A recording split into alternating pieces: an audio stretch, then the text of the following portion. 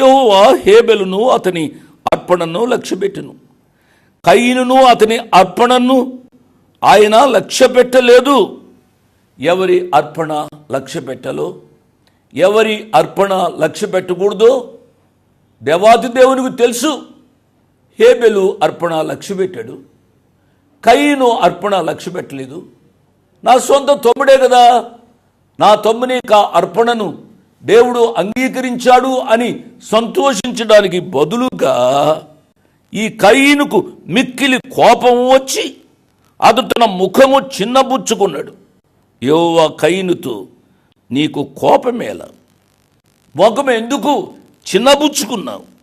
నీవు సత్క్రియ చేసిన ఎడల తల నెత్తుకొనవా, సత్క్రియ చేయని ఎడల వాకిట పాపము పొంచి ఉండును. నా ప్రియులరా, కాబట్టి